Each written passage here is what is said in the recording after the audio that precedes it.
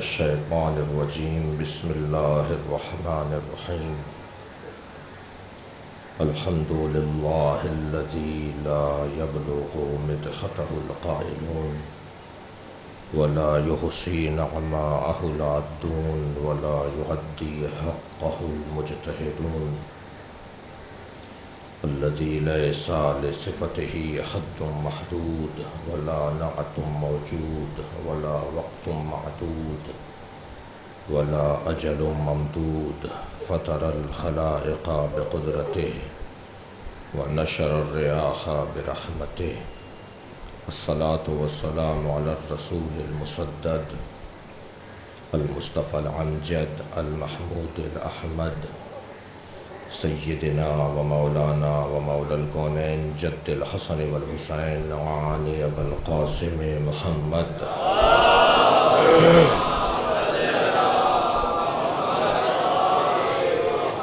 وآله الطيبين الطاهرين المعصومين الذين قال الله إنما يريد الله ليذهب عنكم الرجس أهل البيت ويطهركم تطهيرا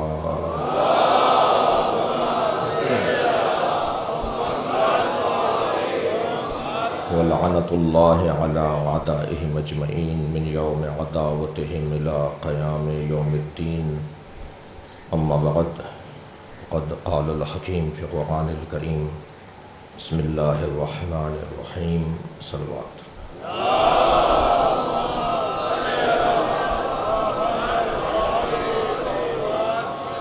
پروردگار عالم کا احسان عظیم ہے کہ اس نے ہمیں قرآن اور اہل بیت سے آشنا کیا ہے. ہمیں قیامت میں گلو خلاصی اور رخصت کا کوئی جواز نہیں ملے گا، اس لیے کہ ہماری بہتری، ترقی، عظمت، عزت کا سامان بھرپور انداز سے اللہ نے کیا ہے.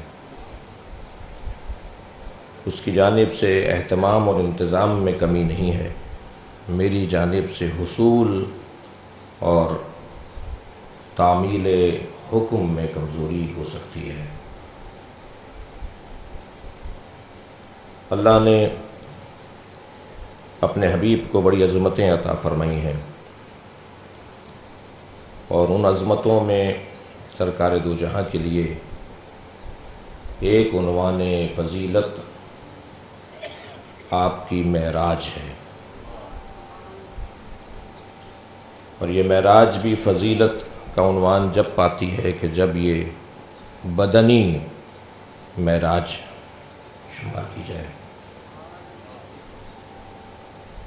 موضوع میں تفصیل طلب ہے، مگر اتنا کہتا ہوا آگے بڑھوں کہ سرکار کو اللہ نے، نبی مکرم کو اللہ نے سدرۃ المنتہا، قاب قوسین اور ادنیٰ کی منزلوں تک پہنچا کر اسی بدن مبارک کو آپ کو ایک بہت بڑا عنوان فضیلت عطا کیا ہے. معصوم کے قول سے مستفاد ہے کہ یہ 3 عقیدے ایسے ہیں کہ جو رکھنا ہر امامیہ پر، ہر محب اہل بیت پر لازم ہے. ایک عقیدہ معراج،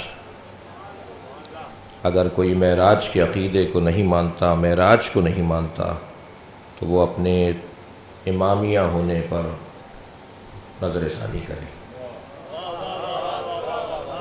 دوسرا عقیدہ ہے عقیدہ رجعت. اس عقیدے کو بھی مسلمات تشیع میں شمار کیا گیا ہے، یعنی قیامت سے پہلے عدل الہی کا نفاذ، زمین کو ظلم و جور سے خالی کر کے عدل و انصاف سے پر کرنا، اور اس کے لیے لازم ہے کہ جن پر ظلم ہوا ہے وہی عدل کا اظہار کریں. اور تاریخ بشریت میں سب سے بڑا مظلوم اگر کوئی ہے تو وہ میرے مولا امام حسین کی ذات ہے. حضرت ابراہیم نے سب سے زیادہ قربانیاں دیں، مگر ان کی قربانی چھوٹی پڑ گئی امام حسین کی قربانی کے سامنے. وفدیناہ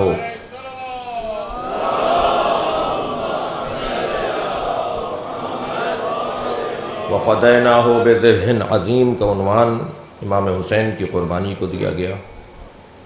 لہذا امام 10 سال تک اس روئے زمین پر حکومت کریں گے، اور امام حسین امام مہدی کی نماز جنازہ پڑھائیں گے۔ امام حسین اپنے ہاتھوں سے امام مہدی کو غسل و کفن دے کے نماز جنازہ پڑھائیں گے، اور رجت کے عنوان پر ایک طویل تفصیل ہے کہ کون کون لوگ پلٹ کر واپس آئیں گے اور کون کیا لے کر آئے گا۔ لہذا رجت کا عقیدہ قرآنی عقیدہ بھی ہے، اور احادیث اور روایی اعتبار سے بھی ہمارے یہاں مسلمات میں سے ہے کہ ان ہستیوں کو پلٹنا ہے، اسی دنیا میں پلٹنا ہے، اسی ظاہری حیات میں پلٹنا ہے۔ تیسرا عقیدہ شفاعت کا عقیدہ ہے کہ قیامت میں اللہ نے شافعین قرار دیے ہیں۔ شفاعت کی پھر تقسیم کر دی کہ شفاعت عامیانہ یا شفاعت ملوکانہ۔ شفاعت عامیانہ مؤذن علاقے کا، مسجد کا پیش نماز، امام جماعت، متقین پرہیزگار لوگ، یہ شفاعت عامیانہ کرنے والے شافعین ہیں۔ لیکن ایک شفاعت ہے جو شفاعت ملوکانہ ہے، یہ جو امام نے فرمایا کہ لن تنالوا شفاعتنا من استخف بالصلاۃ، ہماری شفاعت اس شخص تک نہیں پہنچے گی جو نماز کو خفیف شمار کرتا ہو۔ اس پہ بزرگوں کا کہنا یہ ہے کہ یہ شفاعت ملوکانہ ہے، ائمہ کی شفاعت نہیں پہنچے گی، لیکن شاید مؤذن کچھ ساتھ دے ہمارا، شاید پیش نماز ہمارا ساتھ دے۔ لیکن وہ شفاعت ملوکانہ، وہ جو بڑے مسئلوں کے لیے شفاعت کی ضرورت پڑے گی، یہ بھی ایک حسین و لطیف اور ظریف گفتگو ہے امامیہ کے عقائد کے اندر۔ تو ان ضروری عقائد میں سے ایک عقیدہ ہے معراج، جسے قرآن مجید نے بہت ہی روشن انداز سے بیان کیا۔ سبحان الذی اسری بعبدہ لیلا من المسجد الحرام الی المسجد الاقصی الذی بارکنا حولہ، بابرکت ہے وہ ذات جو اپنے عبد کو لے گئی ہے مسجد الحرام سے مسجد اقصی تک، اور وہاں سے پھر آسمانی صعود شروع ہوتا ہے اور بلندیوں کی طرف نبی جاتے ہیں، اور وہاں اعلان ہوا کہ جتنا سفر تھا وہ مبارک سفر تھا، بارکنا حولہ، ہم نے ان کے ارد گرد کے ماحول کو مبارک رکھا، ان کا ارد گرد کا ماحول مبارک رہا۔ اور جب ہم نے معراج پر انہیں پہنچایا تو جب وہاں پہنچے تو ہم نے کسی غرض سے انہیں بلایا تھا، کوئی مقصد تھا وہاں بلانے کا، لہٰذا اسی آیہ کریمہ میں ذکر ہوا لِنُرِيَهُ مِنْ آیاتنا، ہم اپنے حبیب کو اپنی آیات دکھانے کے لیے بلا رہے ہیں۔ حسین بحث ہے، مگر یہاں میں اس بحث کو ایک نتیجے تک پہنچا دوں کہ مولا علی اپنے سینے پہ ہاتھ رکھ کے فرماتے ہیں انا آیت اللہ الکبریٰ، میں اللہ کی سب سے بڑی آیت ہوں۔ لہٰذا معراج پر صلوات ہدیہ کریں محمد والا۔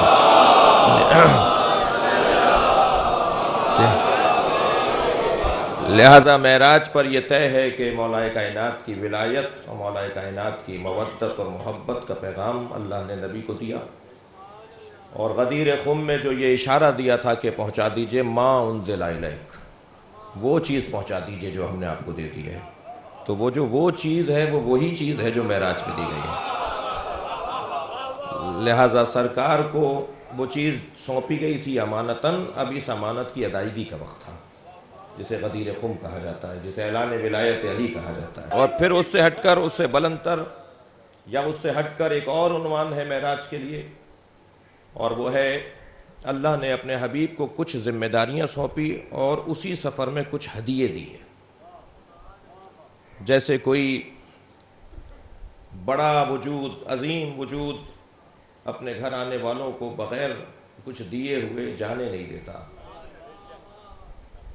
ایسے ہی پروردگار عالم نے اپنے حبیب کو کچھ ہدیے دیے۔ وہ ہدیے کیا ہیں؟ اور شاید یہی میری آج کی گفتگو کی تمہید مکمل ہوگی، اور اس کے ذیل مقدمے کی طرف آپ کی توجہات چاہوں گا۔ اللہ نے اپنے حبیب کو معراج پہ 2 ہدیے دیے ہیں۔ ایک ہدیہ ہے سورہ مبارکہ الحمد، سورۃ الحمد یہ اللہ نے اپنے حبیب کو ہدیے کے طور پہ دیا ہے، اور دوسرا ہدیہ ہے فاطمہ زہرا سیدہ کا جی سیدہ فاطمہ زہرا اللہ کا اپنے حبیب کے لیے ہدیہ ہے۔ عزیزان گرامی، اگر کوئی بچہ مجھے کوئی ہدیہ دے، توجہ چاہوں گا، تو مجھے اس کا احترام کرنا ہوگا، اس لیے کہ اس نے بڑی محبت سے دیا ہے۔ لیکن اگر اس ہدیے سے کم قیمت کا ہدیہ میرے پاس مرجع تقلید کی طرف سے آ جائے، حضرت آیت اللہ سیستانی، حضرت آیت اللہ خامنائی کی جانب سے آ جائے، یا اس سے بالا تر اور سب سے بالا تر امام معصوم کی طرف سے کوئی رومان آ جائے، تو شاید میں اپنی جان سے زیادہ اس ہدیے کی حفاظت کروں گا اور کسی طور بھی اسے ضائع ہونے سے بچاتا رہوں گا۔ اب سمجھ میں آتا ہے کہ جب سیدہ آتی تھی تو نبی کھڑے کیوں ہو جاتے تھے۔ یہ بیٹی کے لیے نہیں کھڑے ہوتے تھے، عطائے الہی آ رہی ہے۔ صلوات ہدیہ کریں محمد و آل محمد۔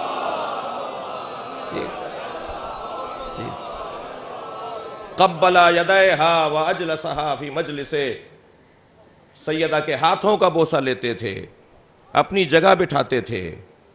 دیکھیے آپ اس مثال پر بھی ذرا توجہ چاہوں گا آپ سے کہ جناب نجم الحسن جعفری صاحب نے مجھے اس ممبر پہ بٹھایا ہے، مجھے کہا کہ آپ یہاں بیٹھ کے مجلس پڑھیں۔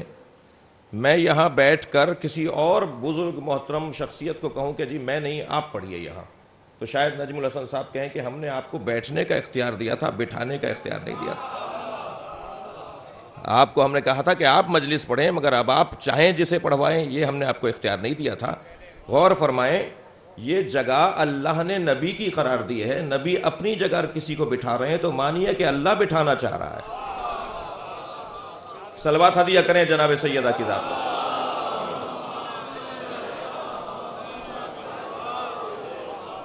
معراج پر پروردگار عالم نے اپنے حبیب کو سیدہ زہرا کا ہدیہ دیا اور سورہ مبارکہ الحمد اپنے حبیب کو عطا کی، اور بہت کچھ اللہ نے اپنے حبیب کو عطا کیا ہے، بلکہ یوں کہوں کہ سب کچھ ان کے قدموں میں رکھ دیا ہے۔ کائنات کے خزانوں کی کنجیاں سرکار دو جہاں کے قدموں میں ہیں، صاحب اختیار بنایا ہے۔ اور بعض اوقات تو قرآن مجید کی آیات اور دیگر احادیث قدسی اور دیگر پیغامات سے ہمیں یہ دکھائی دیتا ہے، جیسے اب یہ میں اردو کی چاشنی لینا چاہ رہا ہوں یہاں، جیسے اللہ کو سوائے محمد کے کوئی نظر ہی نہیں آتا۔ صلوات ہدیہ کریں ذرا محمد و آل محمد۔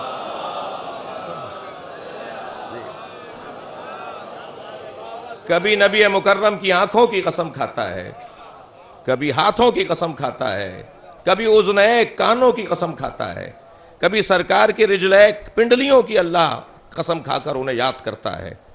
ساری کائنات، ساری دنیا سے اللہ عبادت کا مطالبہ کرتا ہے، خود ان کی غرض کی خاطر۔ سب سے چاہتا ہے کہ وہ بستر چھوڑ کر مصلی پر آ جائیں۔ توجہ چاہوں گا اس مثال پر، سب مخلوق سے، سب بندوں سے چاہتا ہے کہ لوگ بستر چھوڑیں اور مصلی پر آ جائیں۔ اپنے حبیب سے کہتا ہے کبھی بستر پہ بھی چلے جایا کرو، قم اللیل الا قلیلا، میرے حبیب کچھ آرام بھی کر لیا کرو۔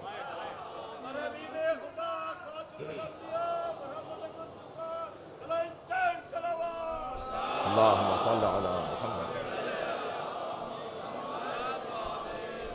اپنے رسول کو، اپنے حبیب کو، اب یہ لفظ میں نے استعمال کیا تو وہ روایت مجھے یہیں بیان کر دینی چاہیے جو مجھے اس مجلس میں آج بیان کرنی تھی، کہ جب پروردگار عالم سے معراج پر سرکار نے پوچھا کہ یا اللہ، تو نے ابراہیم کو اور موسیٰ کو کیا عطا کیا ہے، ان کا درجہ تیرے نزدیک کیا ہے؟ تو فرمایا کہ ہم نے موسیٰ کو کلیم بنایا ہے اور ابراہیم کو خلیل بنایا ہے، اور اے میرے نبی میں تمہیں اپنا حبیب بناتا ہوں۔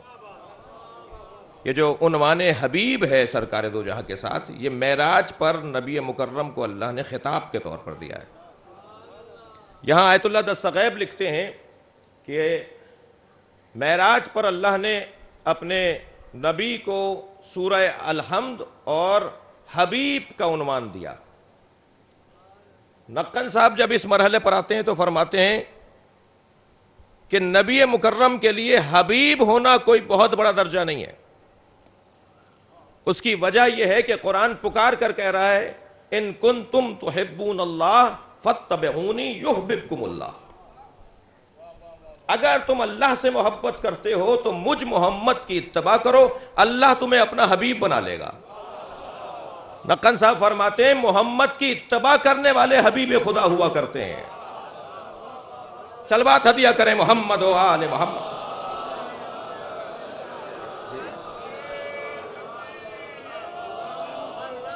توجہ.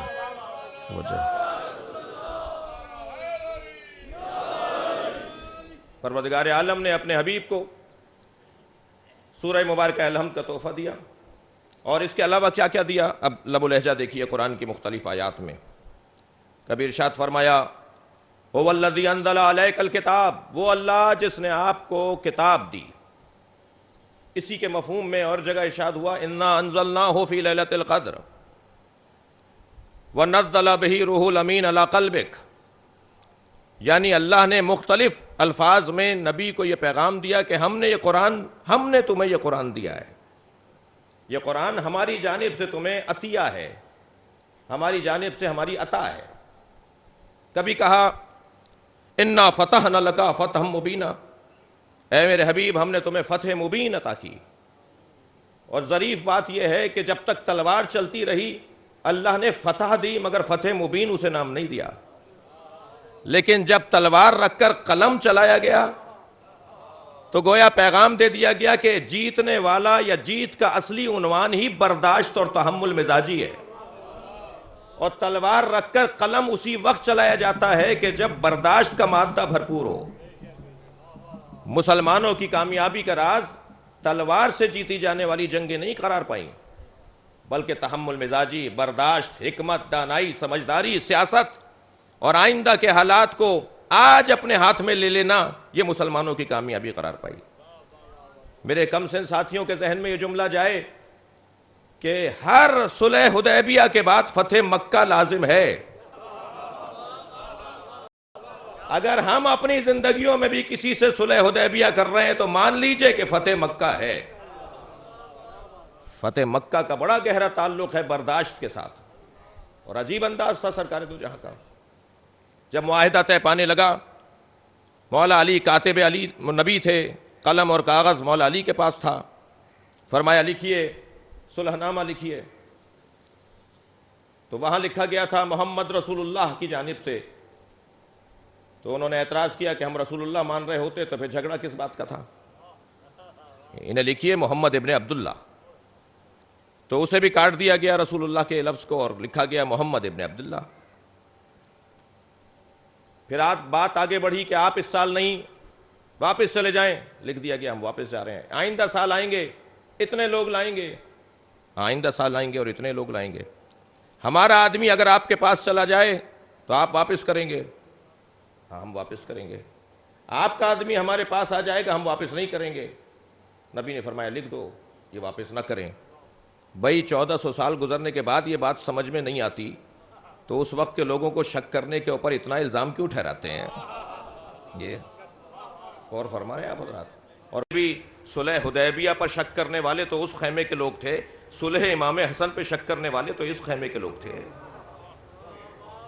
غور فرما رہے ہیں. بہت مشکل ہے. صلوات ہدیہ کریں ذرا محمد والے.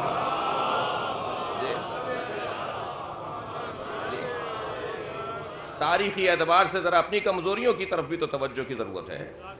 بہت مشکل ہوتا ہے کسی صلح کے اوپر پیروکاروں کا راضی ہو جانا. جب اعتراضات شروع ہوئے کہ یہ کیا ہوا، ساری انہی کی بات مان لی گئی.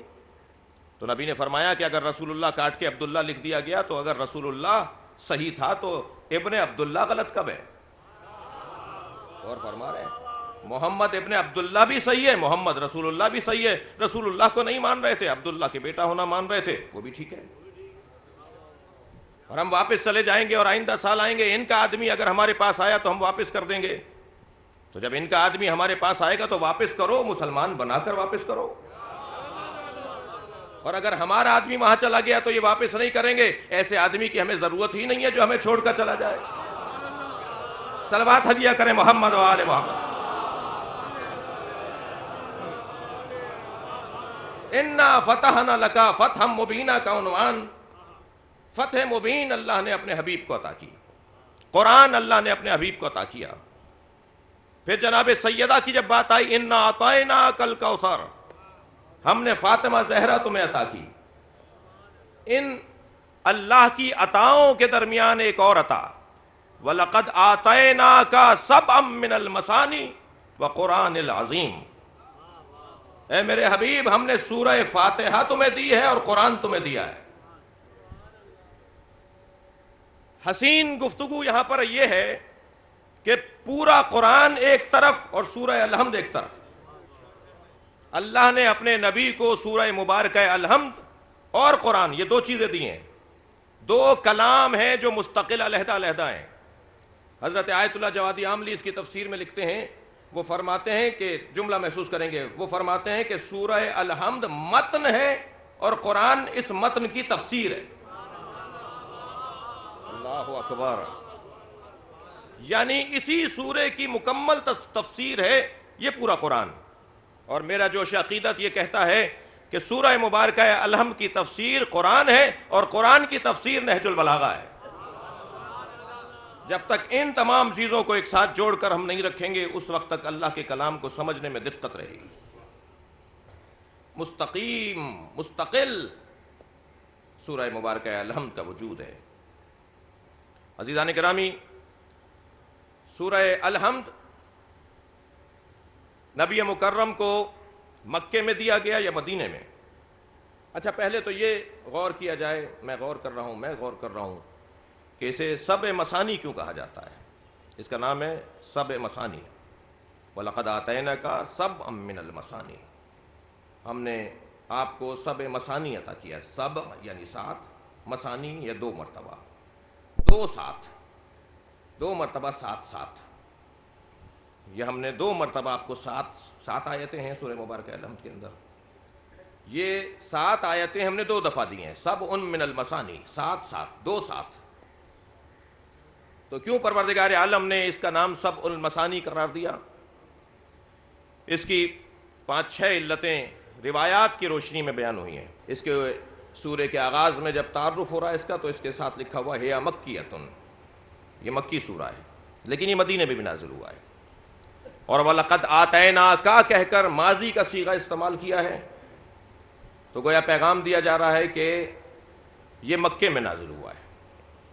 دوبارہ تکرار ہوئی ہے اس کی مدینہ منورہ میں، اور حدیث کہتی ہے کہ لا صلاۃ الا بفاتحۃ الکتاب، نماز ہے ہی نہیں مگر فاتحۃ الکتاب کے ساتھ۔ نماز میں دوسرا سورہ ہم کچھ بھی پڑھ سکتے ہیں، کوئی سا بھی پڑھ سکتے ہیں، مگر سورہ مبارکہ الحمد کو ترک کرنے کی ہمیں اجازت نہیں ہے۔ غور فرما رہے ہیں آپ؟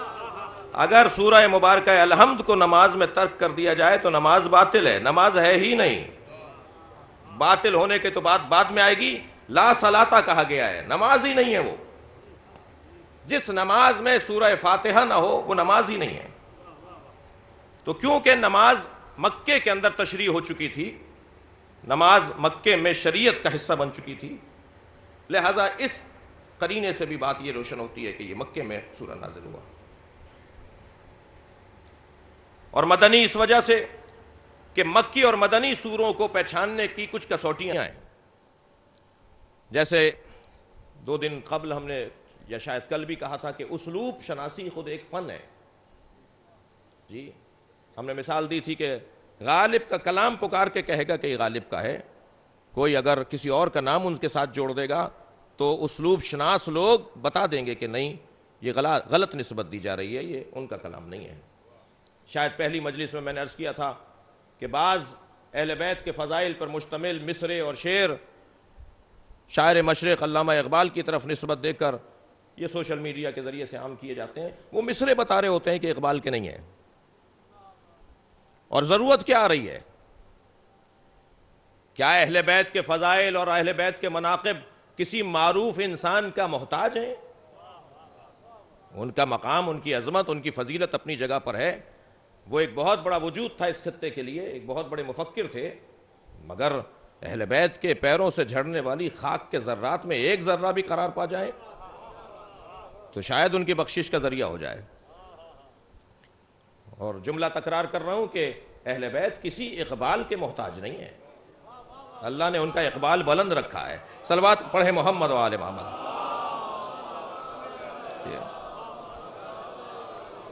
تو یہ زبردستی کام نہیں کریں، میں اپنے کم سن ساتھیوں سے جب تک تصدیق نہ ہو جائے یہ کلام کس کا ہے۔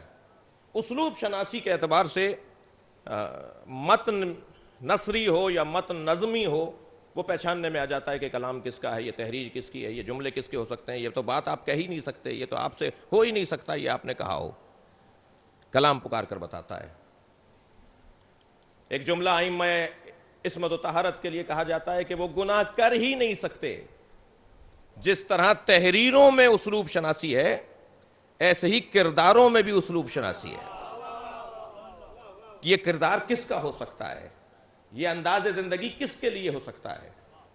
یہ جملہ ہم جو کہتے ہیں کہ ائمہ گناہ کر ہی نہیں سکتے، تو کونے خدرے سے آواز آتی ہے کہ جب گناہ کر ہی نہیں سکتے تو فضیلت کس بات کی ہے۔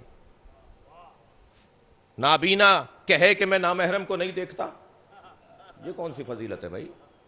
آنکھیں ہوں، خوب چلتی ہوں اور گناہ نہ کرتی ہوں، تب فضیلت بنے گی۔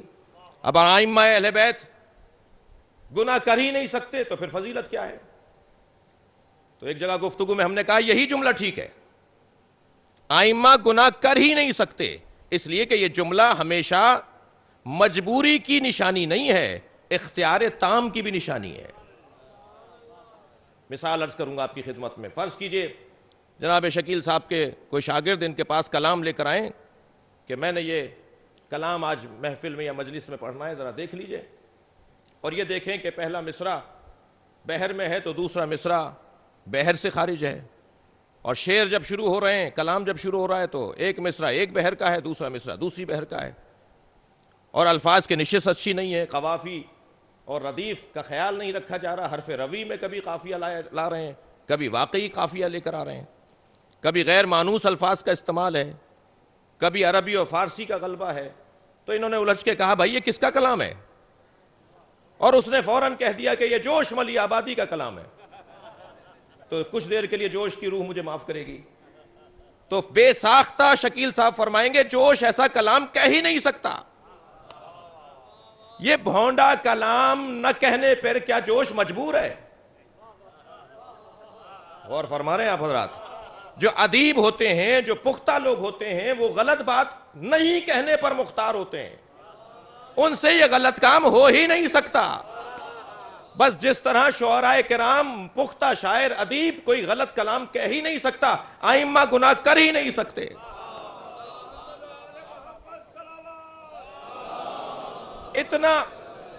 اتنا اختیار ہے انہیں اپنے نفس کے اوپر، اتنا اختیار ہے انہیں اپنے حالات کے اوپر کہ ان کی جانب سے کبھی گناہ صادر ہو ہی نہیں سکتا۔ اور فرمائیں گے عزیزان گرامی، تو یہ در حقیقت کیسے پہچانے کہ مکی آیت کون سی ہے اور مدنی آیت کون سی ہے؟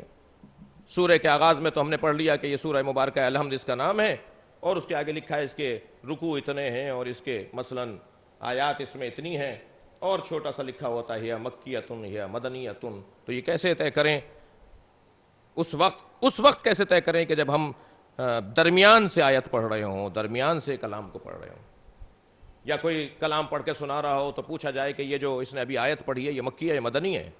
تو اس کی بہت ساری کسوٹیاں بیان کی ہیں علوم تفسیر اور علوم قرآنی کے علماء نے، لیکن ایک موٹی سی بات جو میرے اس وقت مضمون میں ہے وہ یہ ہے کہ کلام بتائے گا کہ مکی ہے یا مدنی ہے، جی آیت بتائے گی کہ یہ مکی ہے یا مدنی ہے۔ اس کی ایک کسوٹی یہ ہے کہ اگر اصول دین، ضروریات دین سے متعلق بات ہو رہی ہے، عقیدہ توحید کی بات ہو رہی ہے، عقیدہ نبوت کی بات ہو رہی ہے، معاد کی بات ہو رہی ہے اس آیہ کریمہ میں، تو یہ مکی ہے۔ اور اگر کردار کی بات ہو رہی ہے، عبادتوں کی بات ہو رہی ہے، اخلاقیات کی بات ہو رہی ہے، گھریلو امور کے سلجھانے کی بات ہو رہی ہے، سماجی اخلاقیات کی اور سیاسی اخلاقیات کی بات ہو رہی ہے، تو یہ مدنی ہے۔ صلوات ہدیہ کریں محمد و آل محمد۔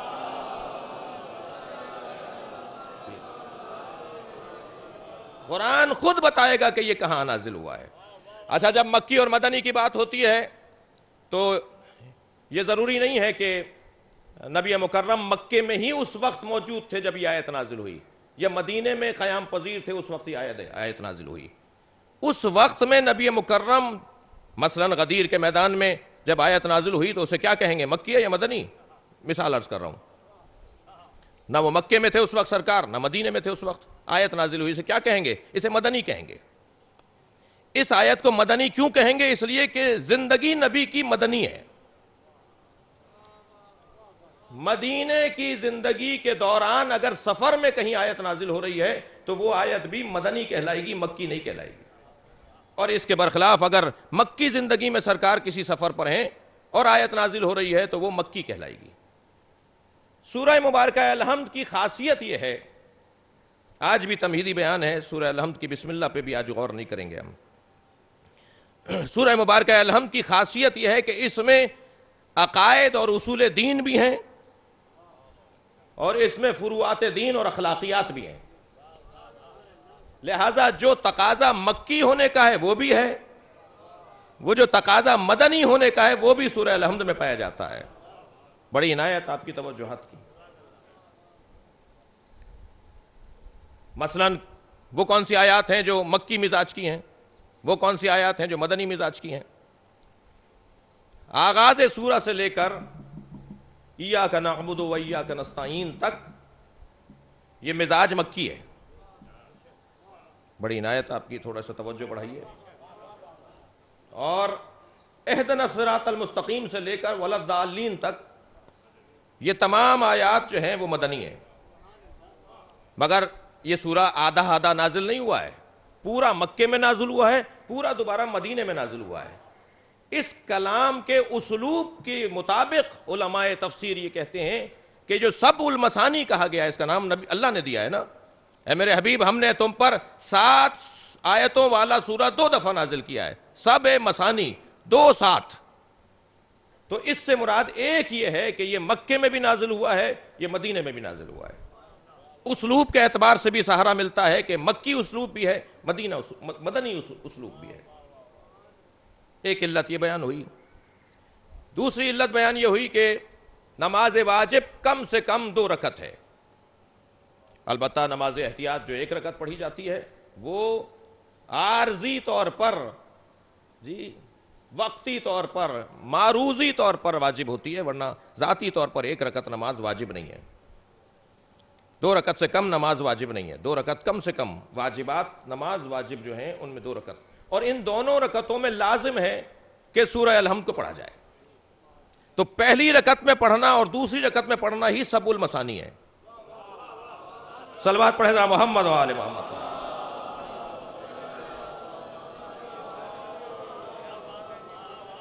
ایک یہ علت بیان کی گئی کہ یہ دو مرتبہ اس کو پڑھا جائے گا۔ دوسرا پیغام یہ ہے کہ دوسرا سبب یا وجہ تسمیہ سبع المثانی کا یہ ہے کہ اس کی آدھی آیات مکے کی اور آدھی مدینے کی، وہ کیسے سمجھ رہے ہیں ہم؟ انسان کی زندگی کا خلاصہ ہے اعتقادات اور عمل۔ اس سورے میں اعتقادات کا ذکر ہے اور عمل کا ذکر بھی ہے۔ اور وہ کون سے اعتقادات ہیں؟ اصول دین کتنے ہیں؟ آواز آئے گی 5۔ ان 5 کے بھی اصول کتنے ہیں؟ آواز آئے گی 3۔ ان 3 اصول دین کے بھی اصل دین کتنے ہیں؟ آواز آئے گی 1۔ وہ عقیدہ توحید۔ بھائی عقیدہ توحید اصل اصول ہے، تمام اصولوں کا اصل۔ عقیدہ توحید اگر نہیں مانا جا رہا تو عدل الہی کے ماننے کا کیا مطلب؟ اگر عقیدہ توحید نہیں مانا جا رہا تو نبوت کے ماننے کا کیا مطلب؟ امامت کے ماننے کا کیا مطلب؟ قیامت کے ماننے کا کیا مطلب؟ لہذا اصل اصول عقیدہ توحید ہے۔ یوں تو آیت اللہ جعفر سبحانی نے 150 اصول دین بیان کیے ہیں۔ یہ مجمع دقیق مجمع ہے، اس لیے یہ بات یہاں کرتے میں مجھے دقت نہیں ہوئی، ورنہ کہیں یہ بات نہ ہو جائے کہ لو ہم نے تو آج تک 5 اصول دین سنے تھے اور آج ہم 150 سن کے آ رہے ہیں۔ وہ جو 150 آیت اللہ جعفر سبحانی نے 150 اصول دین بیان کیے ہیں، وہ انہی 5 سے متعلق ہیں، مگر اتنے متعلق ہیں کہ اگر انہیں نہیں مانا تو اسے بھی نہیں مانا. جی مثلا قیامت کا جو معاد کا جو اصول دین ہے، اصل دین ہے، اس سے متعلق کچھ معاد کی باتیں ہیں، انہیں بھی ماننا ضروری ہے.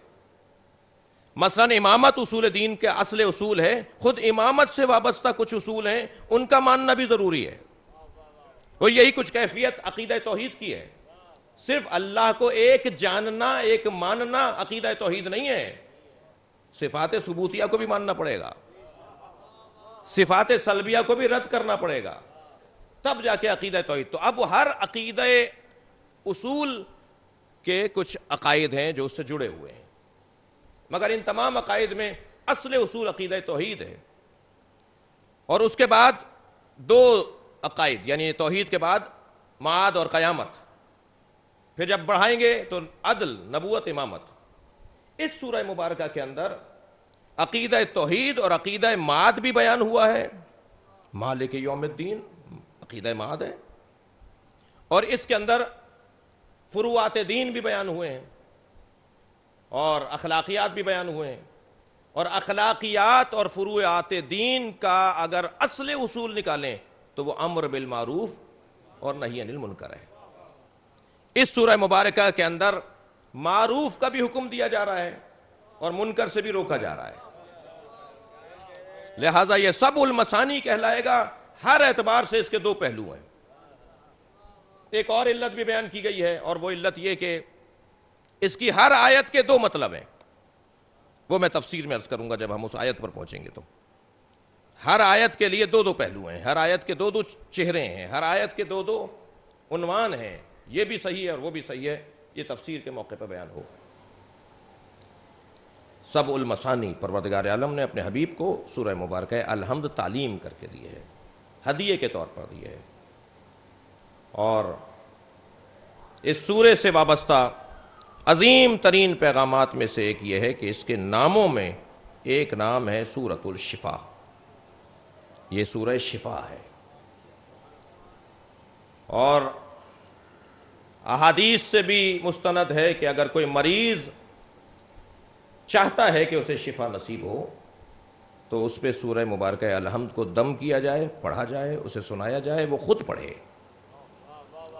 البتہ ہم افراط و تفرید کا شکار نہیں ہیں. ایک طبقہ مسلمانوں میں کہتا ہے کہ دم کی کوئی حیثیت نہیں ہے، سورہ الحمد پر عمل کرو تو شفا ملے گی.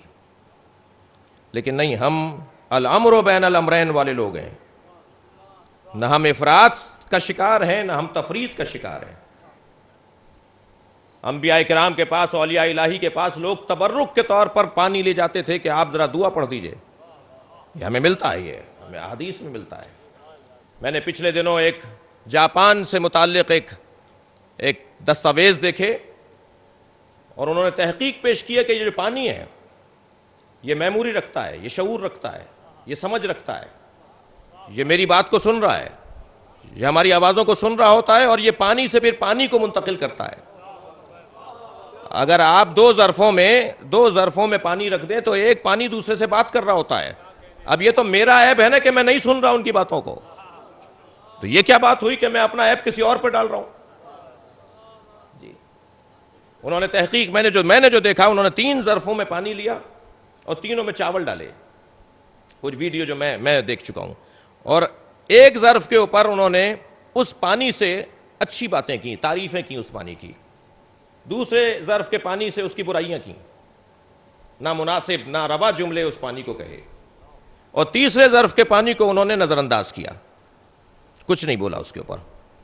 کچھ دن کے بعد جب اسے کھولا گیا تو جس پانی پر اچھے جملے کہے گئے تھے اس کے چاول پھوٹ رہے تھے، اور جس پانی کے اوپر ناروا جملے کہے تھے اس کے چاول کالے پڑ گئے تھے.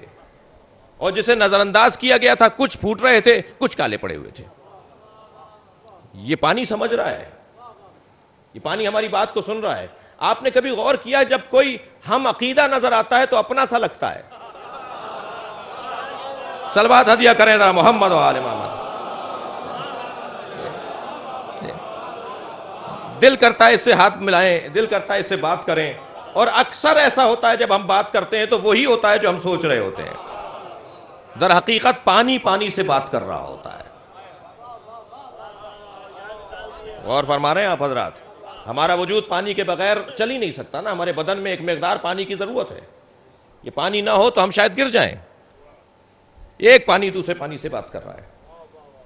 وہ جو میں نے دیکھا اس کے بعد مجھے یہ سکون ملا کہ یہ جو بزرگوں کے پاس لے جاتے تھے کہ جی اس پر دم کر دیجئے، تو جب پانی کے اوپر سورہ الحمد پڑھا جائے گا تو پانی تو شعور رکھتا ہے نا،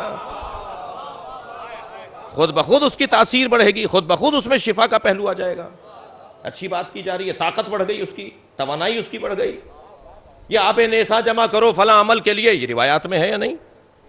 یہ پانی میں معلوم ہے کہ ہر پانی ایک جیسا نہیں ہے، واقعی طور پر بھی ہر پانی ایک جیسا نہیں ہے جی۔ یہ پانیوں کی تو تاثیر ہے جو بغض علی پایا جاتا ہے۔ عزیزان گرامی، اس کا ایک نام سورہ مبارکہ شفا ہے، یہ سورہ شفا ہے۔ نبی فرماتے ہیں کہ اگر کوئی بیمار ہو جائے اور اس پہ سورہ الحمد کو 7 مرتبہ دم کیا جائے، 7 یہاں بھی 7 کا ذکر ہے، 7 مرتبہ اسے ذکر کیا جائے، دم کیا جائے، تو تعجب ہوگا کہ وہ مردہ بھی ہوتا تو اسے زندہ ہونا چاہیے۔ اور کل مجلس میں ہم نے عرض کیا تھا عزیزان گرامی کہ ایک ایک آیت کا بھی اگر کوئی عامل اور فقیہ ہو جائے، صرف ایک آیت کا، یہ تو اللہ نے اتنا بڑا دسترخوان رکھا ہے، اگر میں ساری غذائیں نہیں لے سکتا تو کوئی ایک غذا سے ہی صحت مند رہوں، شفا یاب رہوں، میں اپنی زندگیوں کو تبدیل کروں کسی ایک سورے سے، کسی ایک آیت سے۔ لہذا سورہ مبارکہ الحمد پر غور کرنے کے لیے اس تمہید کی ضرورت تھی کہ یہ خاص سورہ ہے جو نبی مکرم پر نازل کیا گیا، علیحدہ ہے قرآن سے، قرآن علیحدہ ہے، سورہ مبارکہ ہے الحمد علیحدہ ہے، مکمل قرآن ہے، مستقل قرآن ہے۔ عزیزو، اس سورے کا کیونکہ نبی کے ساتھ ایسا تعلق ہے جیسا فاطمہ زہرا کا تعلق نبی کے ساتھ ہے، لہذا جو سیدہ کا کردار رہے گا وہ سورہ الحمد کا کردار رہے گا۔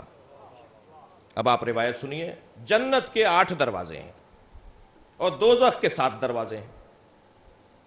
توجہ چاہوں گا، جنت کے 8 دروازے ہیں اور دوزخ کے 7 دروازے ہیں۔ ایک دروازہ یہاں کم کیوں ہے؟ تو بہت ساری علتیں بیان ہوئی ہیں، ان میں سے ایک علت یہ کہ اللہ چاہتا ہی نہیں ہے کہ وہاں زیادہ دروازے بنے۔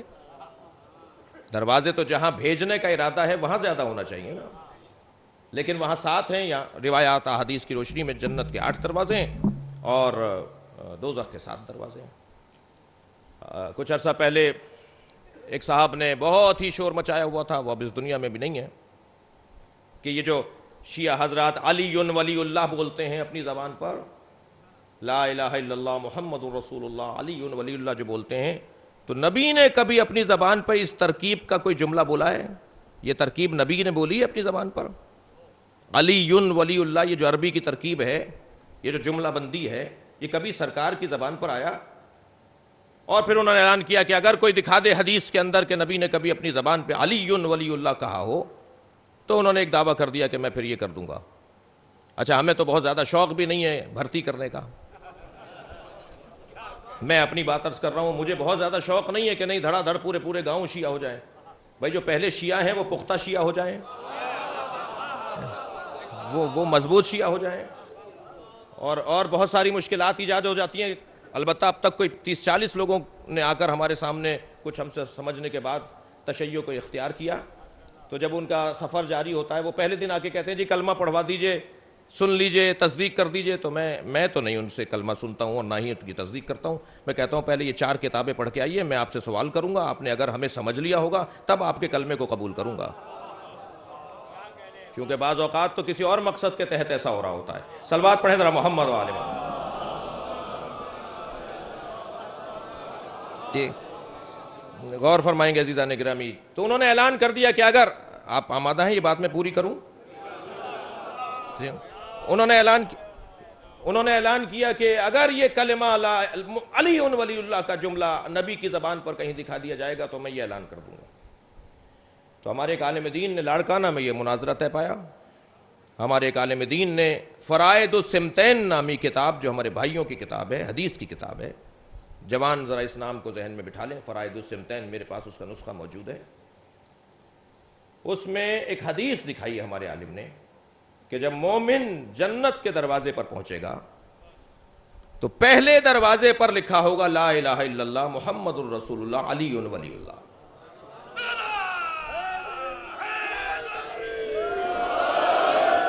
اس کی بھی الحمدللہ ہماری تیاری ہے کہ کہاں کہاں اہل سنت کی بھائیوں کی کتابوں میں یہی کلمہ جو ہم پڑھتے ہیں، یہی جو اذان میں ہم بولتے ہیں، یہ ہمارے بھائیوں کی کتابوں موجود ہے۔ مجھ سے ایک صاحب کہنے لگے کہ آپ نے کلمہ بڑھا کیوں دیا؟ میں نے فوراً کہا آپ نے گھٹا کیوں دیا؟ بہت واضح بات ہے، یا تو اپنی کتابوں کو پڑھیں ہم۔ جنت کے 8 دروازے ہیں اور 8 دروازوں پر یہی کلمہ لکھا ہوا ہے، 8 دروازوں پر۔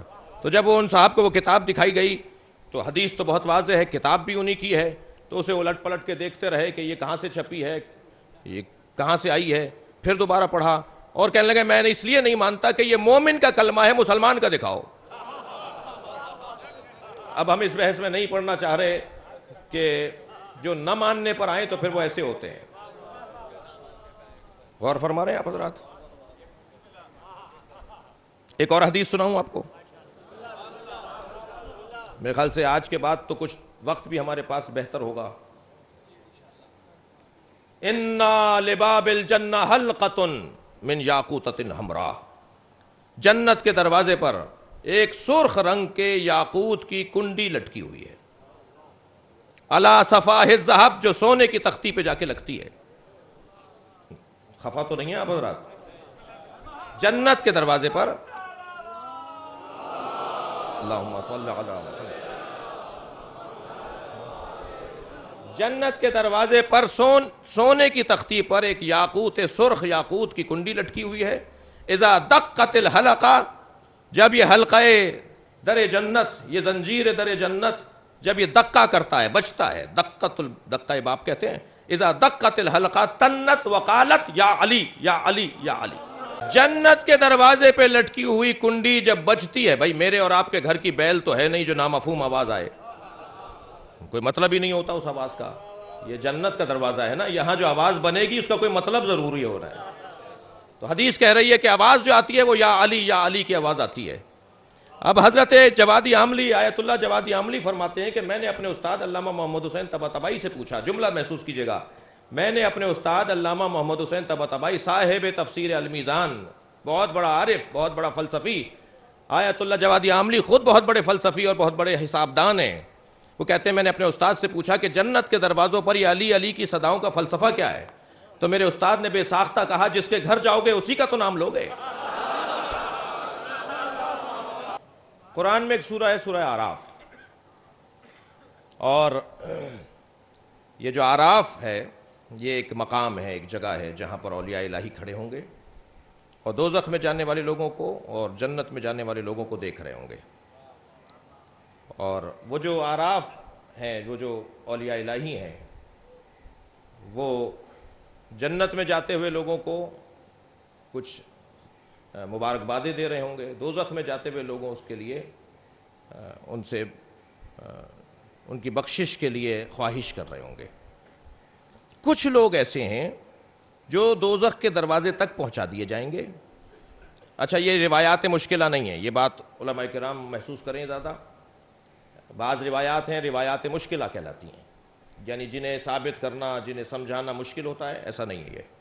یہ آیات تفسیری کی روشنی میں جو روایات آئی ہیں ان میں سے ہے۔ وہ جو افراد دوزخ کے دروازے تک پہنچ جائیں گے مگر ان کے دل میں سیدہ زہرا کے محبوں کی محبت ہوگی، محبوں کی محبت، بی بی کے چاہنے والوں کی محبت۔ بھائی اصل مسئلہ تو شاید اس وقت یہی ہے، نفرت اہل بیت سے تو معاذ اللہ کسی کو نہیں ہے، کوئی اظہار بھی نہیں کر رہا، مشکل ہمارے ساتھ ہے لوگوں کو۔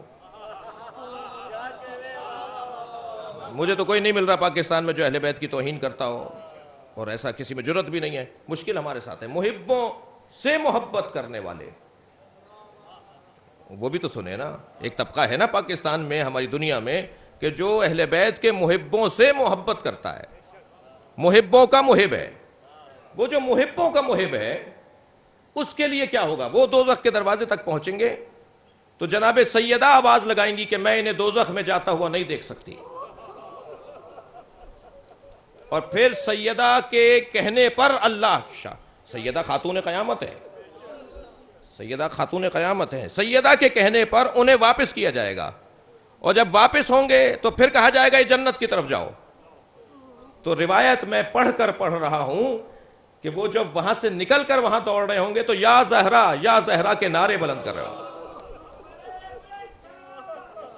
اللہم صلی اللہ علیہ وسلم۔ اب آپ نے یہ روایت سن لی تو اب یہ سنیے کہ جنت کے 8 دروازے کیوں ہیں اور دوزخ کے 7 دروازے کیوں ہیں۔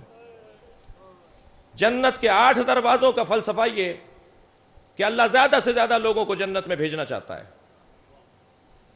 اور دوزخ کا 1 دروازہ کم، اللہ نہیں چاہتا زیادہ لوگ جنت میں جائیں، دوزخ میں جائیں، معاف کیجئے۔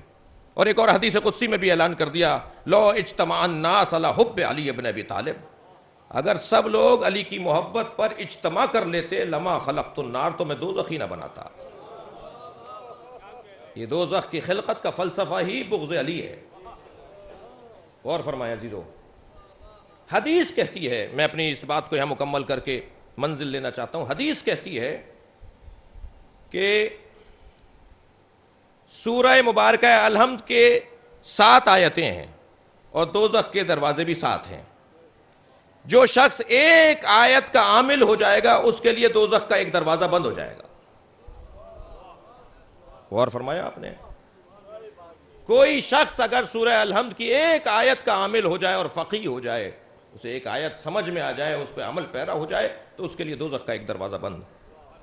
7 آیتوں کو اگر اس نے سمجھ لیا اور اس پر عامل ہو گیا تو دوزخ اس کے لیے اس لیے بند ہے کہ وہ سورہ الحمد کا عامل ہے۔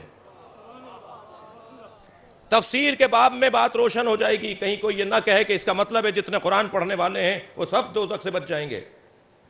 ہم نے عرض کیا تھا، بیان کیا تھا ایک حدیث کو، رب قارئ القرآن والقرآن یلعنہ، کتنے ہی قاریان قرآن ہیں جن پہ قرآن لعنت کرتا ہے۔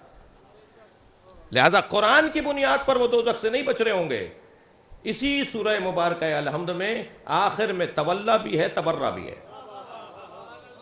میں اپنے محترم سننے والوں کے ذہن میں ایک جملہ ڈالتا ہو چلا جاؤں، تبرہ کا مطلب بد تہذیبی نہیں ہے۔ تہذیب دار قوم عقیدے میں واجب رکھتی ہے تبرہ کو۔ یہ کس نے کہا ہے کہ تبرہ یعنی بد تہذیبی؟ تبرہ یعنی نا اہل کو نا اہل جاننا اور تولا اہلوں کو اہل جاننا۔ اتنی موٹی سی بات ہے، ہم انہیں پہچانتے ہی نہیں ہیں، ہم کسی اور کو پہچانتے ہی نہیں ہیں، بس یہی تبرہ ہے۔ تو جنت کے 8 دروازے کھلیں گے بنام علی۔ جملہ محسوس کریں، جنت کے 8 دروازے کھلیں گے بنام علی، دوزخ کے 7 دروازے بند ہوں گے بنام فاطمہ سورہ الحمد کی وجہ سے۔ یا زہرا کہتے ہوئے وہ جنت کی طرف جائیں گے۔ سورہ مبارکہ الحمد پر عمل کرنے والوں نے ولایت کے درجے حاصل کیے ہیں۔ کچھ واقعات پیش نظر ہیں کہ جن لوگوں نے اس سورے پہ عمل کیا تو پروردگار عالم نے انہیں درجہ ولایت عطا کیا ہے۔ ان کی نگاہوں کے سامنے سے حجاب ہٹ جاتے ہیں، انہیں اختیارات مل جاتے ہیں، وہ لوگوں کے لیے باب حاجت بن جاتے ہیں، لوگوں کے مسائل و مشکلات کے حل کا سبب ہو جاتے ہیں۔ عزیزو، سیدہ کے نام پر لوگ جنت میں جائیں گے۔ سیدہ کو اللہ نے اتنی عظمت عطا کی ہے کہ سارے امام، سب امام اللہ کی حجت ہیں، اور سیدہ اماموں پہ اللہ کی حجت ہیں۔ فضائل کے باب میں بی بی کے حوالے سے ہم عاجز ہیں کہ کچھ بیان کر سکیں، قاصر ہیں، مقصر نہیں، قاصر ہیں۔ قاصر اور مقصر میں فرق ہے۔ جب کوئی فضائل اہل بیت کو بد نیتی کی بنیاد پر چھپائے وہ مقصر ہے، اور جو فضائل اہل بیت کو بیان کرنے میں عاجز ہو اس کے بس کی بات ہی نہیں ہے، وہ ہے قاصر۔ ہم اہل بیت کی نسبت قاصر ہیں۔ اہل بیت کا حق تو بہت دور کی بات ہے، اہل بیت کا حق ادا کرنا بہت دور کی بات ہے، ہم ان کی عظمت اور ان کے باب میں قاصر ہیں، ہماری کوتاہیاں ہیں، بے توجہیاں ہیں۔ اس فاطمہ زہرا کے گھرانے کے ساتھ کربلا میں کیا ہو گیا؟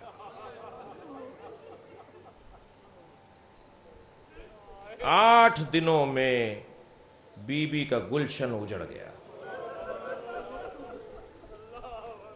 2 محرم کو امام حسین کربلا میں وارد ہوئے اور 10 محرم کے غروب سے پہلے حسین ابن علی کا سر نیزے پہ چڑھ گیا۔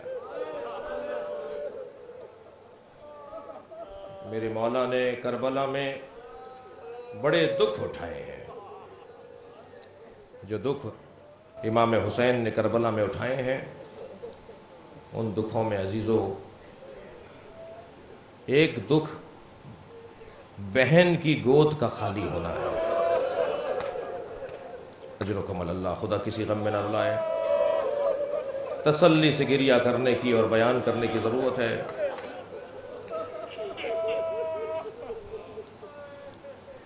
کوئی بھائی اپنی بہن کی اولاد کو اپنی آنکھوں کے سامنے ذبح ہوتے ہوئے دیکھے، یہ انسانی تقاضوں کے مطابق بہت مشکل ہے، اور انسان اکمل، جو بھی انسان اکمل اور انسان کامل ہوگا، اس کا دل بہت نرم ہوگا۔ امام حسین کی آنکھوں میں آنسو بھی آتے تھے اور زبان پہ شکر کے کلمات بھی آتے تھے۔ آنسو اس لیے آتے تھے کہ انسان بہت بڑے تھے، جو جتنا بڑا انسان ہوگا اتنا اس کے آنکھوں سے آنسو جاری ہوں گے، اور شکر کا سجدہ اور شکر کی تسبیح اس وجہ سے تھی کہ اللہ اس مقام پر فائز کرنا چاہتا ہے، اللہ نے یہ قابل سمجھا ہے کہ ہم سے آزمائش لے۔ اور عفا کا کہنا ہے، علماء کا کہنا ہے کہ امام کے رخسار سرخ ہو رہے تھے کربلا میں، اور رخساروں کی سرخی اطمینان قلب کی نشانی ہوتی ہے۔ رخساروں کی سرخی، ورنہ چہرہ پکار کر بتا رہا ہوتا یہ پریشان ہے۔ امام حسین کا چہرہ اطمینان قلب کی عکاس تھا، اور امام کی آنکھوں سے آنسو انسانیت کا تقاضا تھا۔ امام حسین نے کربلا میں صبح عاشور سے ظہر تک جو لاشیں اٹھائے ہیں وہ اعوان و انصار کے تھے۔ غور فرمائیں گے عزیزو، کیوں امام نے پہلے اعوان و انصار کو بھیجا؟ اس لیے کہ جو پہلے جا رہا تھا آب کوثر سے پہلے سیراب ہو رہا تھا۔ ہم اپنے دوستوں کو اس امتحان سے پہلے نکالنا چاہتے ہیں۔ شہزادوں کو، بنی ہاشم کو آخر میں امام نے معاذ اللہ اس وجہ سے نہیں کہ یہ میرے پیارے ہیں ان کو بعد میں بھیجوں، نہیں، ان کی پیاس جلدی ختم ہو جائے، ان کا امتحان جلدی ختم ہو جائے۔ یہ جتنا دیر سے جائیں گے اتنی ان کی پیاس بھی تو بڑھے گی۔ اور کربلا میں امام حسین کو جو بچے عزیز ترین ہیں ان میں ایک علی اکبر ہیں، اور سارے خاندان اہل بیت کو جو بچہ سب سے عزیز ہے وہ ہے علی اصغر۔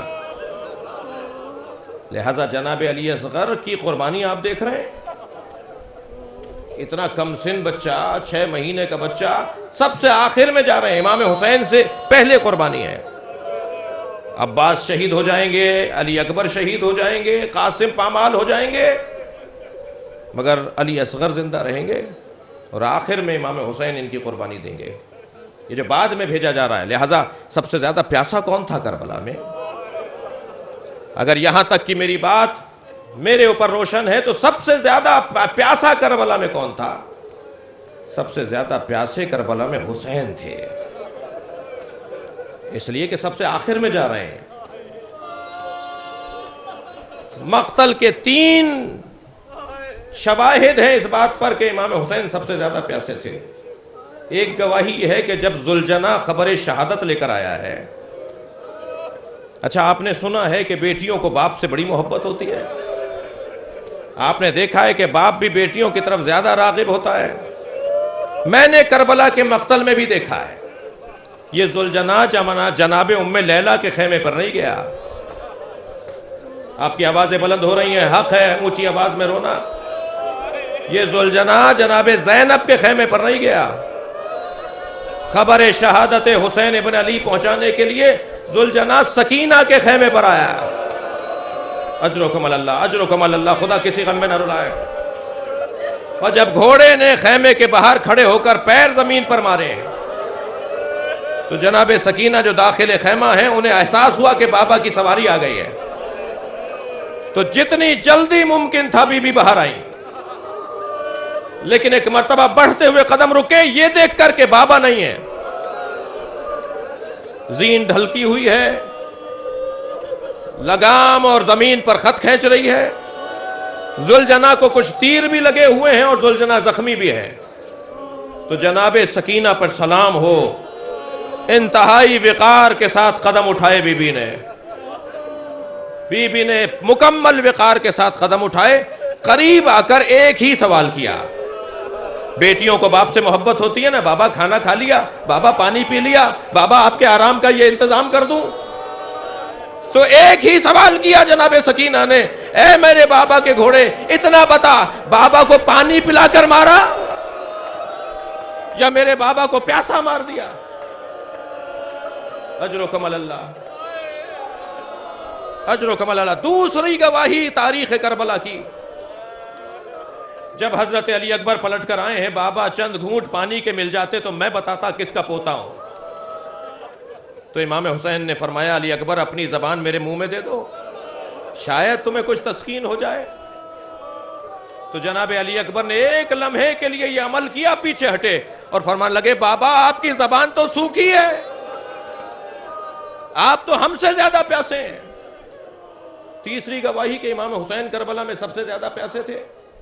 جب امام سجاد نے امام حسین کی تدفین کر دی، امام کو دفنا دیا اور قبر بنا دی، تو قبر پر انگشت شہادت سے ایک جملہ لکھا.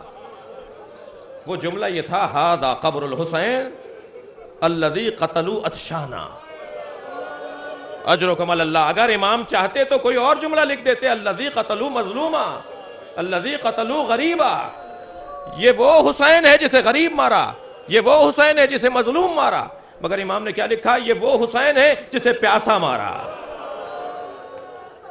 کربلا میں خاندان اہل بیت سب سے زیادہ پیاسے بنی ہاشم تھے. اور ان پیاسوں میں عزیزو جتنا بچہ چھوٹا ہوگا اتنا اس پر تمام قافلے کے لوگوں کی توجہ زیادہ تھی. ان چھوٹے بچوں کی فہرست میں اگر آپ نام لیں تو سب سے چھوٹا بچہ علی اصغر، ان کے بعد اون و محمد. کم سنی میں اون و محمد حضرت قاسم سے چھوٹے ہیں. حضرت قاسم 11 یا 13 سال کے ہیں. یہ جو زینب کے بچے ہیں، تھکے نہیں آپ حضرات عزیزو، یہ جو زینب کے بچے ہیں اون و محمد، یہ کربلا میں کم سن ہیں اور کم سنوں کو پانی پہلے دیا جاتا ہے. بار بار ماموں کے سامنے آ کے کھڑے ہو جاتے ہیں، ماموں ہمیں جانے کی اجازت ہے؟ اب آپ سے میں پوچھ رہا ہوں کہ بہن کی کمائی اجڑ رہی ہو، بہن کا گلشن سوکھ رہا ہو تو بھائی پر کیا گزرے گی؟ امام نے ایک مرتبہ لوٹا دیا، تم واپس چلے جاؤ اپنے خیمے میں. جب یہ واپس پلٹ کر آئے ہیں نا تو جناب زینب نے کہا کیا ہوا، کیوں نہیں جاتے؟ کہا ماموں ہمیں واپس بھیج دیتے ہیں.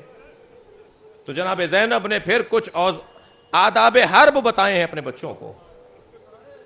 میر انیس نے 2 مصروں میں بھی لکھا ہے کہ فرمایا جب میدان میں اترو تو اس انداز سے لڑنا، یہ کیوں کہیں، یہ کیوں کہو کہ شیر خدا کے ولی کے ہیں. مصرع، یہ کیوں کہو کہ شیر خدا کے ولی کے ہیں، فوجیں پکار اٹھے کہ نواسے علی کے ہیں. تمہارا انداز بتائے کہ تم علی کے نواسے ہو. خبردار میدان کربلا میں بال برابر بھی سستی نہ کرنا. بی بی آ کے کھڑی ہو گئی امام حسین کے سامنے. میں نے ایک بزرگ عالم دین سے یہ جملہ سنا، بی بی نے ایک سوال کیا، بھیا کل قیامت میں مجھے اپنی ماں زہرا کو جواب دینا ہے، میرے بچوں کو جانے دیجئے، انہیں اپنی جان کی قربانی پیش کرنے دیجئے، انہیں جہاد کرنے دیجئے. اب امام حسین نے جناب عباس کو بلا کر کہا ان بچوں کو سوار کرواؤ. دونوں شہزادوں کو محمد اور اون اور محمد بڑے ہیں، اون چھوٹے ہیں، دونوں بچوں کو گھوڑوں پہ سوار کروایا گیا اور حضرت عباس کچھ فاصلے تک انہیں پہنچانے گئے، نقابیں لگا دی تھیں تاکہ دشمن انہیں بچہ نہ سمجھے۔ اور جب یہ میدان میں اترے ہیں تو ان دونوں شہزادوں نے ایک تاریخ ساز جہاد کیا ہے، اور دونوں کا انداز ایسا تھا کہ فوجوں کو دونوں شہزادوں نے ایسا الجھایا، ایک برق کی مانند یہاں دکھائی دیتا تھا، دوسرا برق کی مانند وہاں دکھائی دیتا تھا، اور غیر معمولی معرکہ تھا جو اون محمد نے سر کیا ہے۔ اس معرکے کی ایک خصوصیت وہی ہے جو امام حسین کے معرکے کی ہے۔ جب امام میدان میں اترے تھے تو امام نے جنگ کا نقشہ ایسا بدل دیا تھا، ان کے دستوں کو ایسا مخلوط کر دیا تھا کہ یہ ایک دوسرے پہ تلواریں چلا رہے تھے۔ جب یہ ایک دوسرے کو مار رہے تھے تب امام گھوڑے پر سوار ہوئے اور ترائی کی طرف رخ کر کے کہا، عباس اٹھو، اپنے اکیلے بھائی کی جنگ تو دیکھو، میں نے دشمن کو دشمن سے مخلوط کر دیا، میں نے دشمن کو دشمن سے مصروف کر دیا، مشغول کر دیا۔ یہی کچھ کیفیت حضرت اون محمد کی بھی ہے۔ آپ رو رہے ہیں نا؟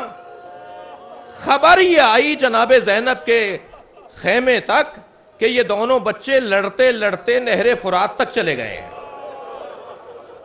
اللہ اکبر، میری بیوی ڈیہڑی پر آ گئیں، فوراً عباس کو بلاؤ۔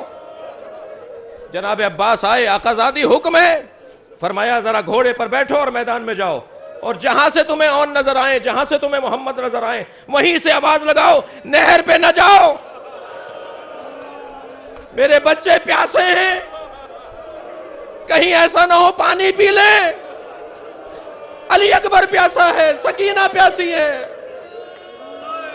کہیں میری محنت ضائع نہ ہو جائے۔ حضرت عباس حکم جناب زینب پا کر، اجرکم اللہ، آپ کا گریہ بھرپور ہے، بی بی سے قبول فرمائیں، بی بی کو یہ پرسہ پہنچے۔ حضرت عباس گھوڑے پر بیٹھ کے میدان میں اترے ہیں، کچھ نزدیک پہنچے ہیں اون کے، اور آواز دے کر کہا، بھائی محمد کہاں ہے؟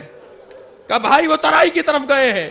کہا تم ترائی پہ جا کر انہیں لے کر آؤ، تمہاری ماں پریشان ہے اور ان کا پیغام یہ ہے کہ پانی مت پی لینا، کہیں ایسا نہ ہو تم پانی پی لو، خبردار پیاسے ہی اپنی جانوں کو نذرانہ کرنا ہے۔ عزیزارو، ان بچوں نے پیاس کی حالت میں ہی اپنی جانیں دے دی، اور جب آواز آئی ہے نا کہ ماموں ہماری مدد کیجیے گا، سارے شہیدوں نے، آپ گریہ کر رہے ہیں، سارے شہیدوں نے امام حسین کو مدد کے لیے پکارا ہے، سوائے 2 شہیدوں کے۔ آگے کی منزلوں پر بیان ہوگا، تمام شہیدوں نے گرتے ہوئے کہا، ادرکنی ادرکنا، لیکن 2 مجاہدوں نے امام حسین کو مدد کے لیے نہیں پکارا، ایک عباس نے، ایک علی اکبر نے، اور اس کے پیچھے ایک حکمت ہے، فلسفہ ہے۔ جب جناب اون محمد نے آواز لگائی اپنے ماموں کو تو حضرت عباس بھی چلے ہیں، امام حسین بھی چلے ہیں، حضرت علی اکبر بھی چلے ہیں، ان بچوں کے لاشوں کو اٹھا کر لائے ہیں۔ سنیں گے عزیزارو، ان بچوں میں اون میں دم تھا، اون میں بھی سانس باقی تھا۔ جناب امام حسین اون کو لے کر آئے ہیں اور لٹایا ہے خیمے میں، اور بیویوں نے جو حلقہ باندھا ہوا تھا بچے کے گرد، تو ان بیویوں میں امام حسین نے دیکھا کہ زینب نہیں ہے۔ اللہ اکبر، فرمایا زینب کہاں ہے؟ اون میں ابھی دم ہے، اون میں ابھی سانس باقی ہے۔ جناب زینب کو ڈھونڈا گیا تو کیا دیکھا؟ خیموں کی پشت پر بی بی سجدے میں ہے اور تسبیح پڑھ رہی ہے، شکرن شکرا حقن حقا، یا اللہ تیرا شکر ہے تو نے میری قربانی قبول کر لی، اجرکم اللہ۔ آواز دی، بہن زینب آپ کو حسین بلا رہے ہیں۔ بس آخری جملے سنی، آپ نے گریہ کر لیا، جناب زینب پہنچی ہیں، امام حسین نے فرمایا زینب تمہیں اون بلا رہا ہے۔ قریب گئیں جناب زینب اور اپنے بچے کا سر اپنی گود میں لے لیا۔ جناب اون کی آنکھیں بند تھیں، سانس چل رہا تھا، لیکن جب ماں کی گودی کی گرمی پائی تو آنکھیں کھول دی۔ تو پہلا سوال تو یہ کیا کہ اماں کیا ہم نے وفاداری کا حق ادا کر دیا؟ آپ ہم سے راضی ہیں؟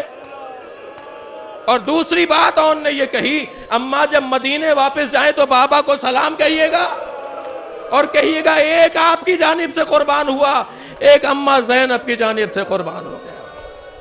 अला लअनतुल्लाहि अला क़ौमिज़ ज़ालिमीन फसयअलमुल्लज़ीना ज़लमू अय्य मुन्क़लबिन यन्क़लिबून।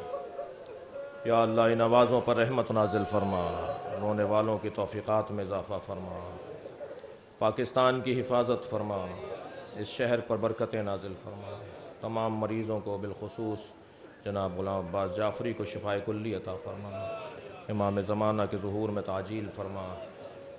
या हुसैन